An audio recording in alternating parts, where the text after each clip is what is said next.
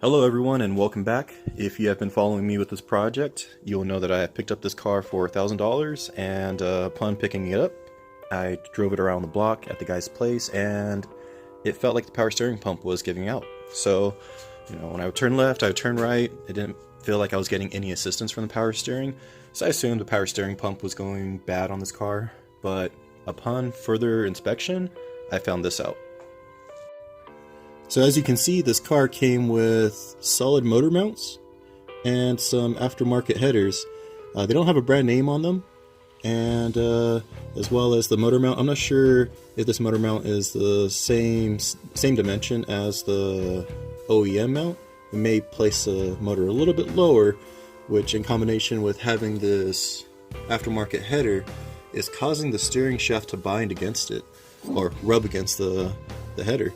I believe this is the reason why it feels like I do not have power steering, that it's just causing enough friction to kind of neutralize the power supplied by the power steering. Now again, it does feel like it does have power steering at times, it feels a lot stiffer. So that's the reason why I thought that the power steering pump was going out, that just wasn't producing enough pressure to assist like it should. But what I'm going to do is loosen the motor mounts and see if I can shim this side up just a little bit. It looks like I just need a little bit of clearance to get these headers off of the steering rack. So let's go back to the motor mounts. Now on these motor mounts, they're held in on the bottom here by a 17mm socket or nut. I already loosened this side up so that way when I jack up the engine, it doesn't completely fall out of the hole, but it gives me enough slack to raise it and tilt the engine some. Over on this side, the stud and bolt came out as one piece. So this here is the nut and stud that came out of the motor mount here on the driver's side. What I'm planning to do is slide this pretty thick washer in between the cross member and the motor mount, and it'll bolt on like that, raising it up this much.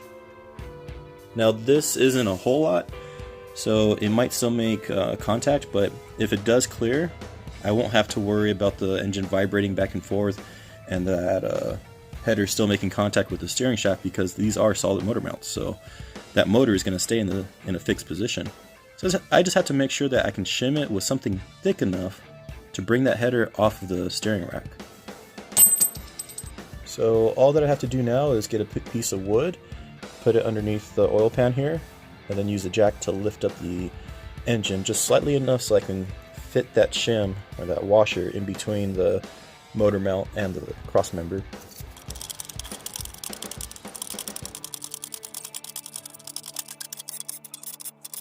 So I lost footage of installing the shim underneath the motor mount, but here in the pictures you can see pretty much what I did. Here you have the motor mount, here you have the cross member, and the shim that goes right in between the two.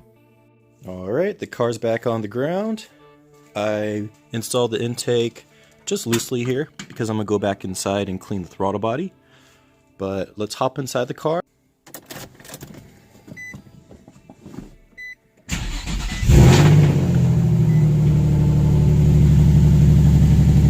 Oh, nice. Beautiful. Okay, this is the way it should feel. Before, I had to really put some effort. I couldn't do it one hand all the way around like this. I had to use two hands, so yeah, it definitely fixed that problem. And again, because these are solid motor mounts, the engine's gonna stay in place, so it doesn't matter if I'm revving the engine or clutch kicking or anything. That engine is solid, it's mounted in there, and even if there's just that little bit of clearance between the headers and that steering rack, this has definitely fixed it. Hey guys, I want to thank you for watching this.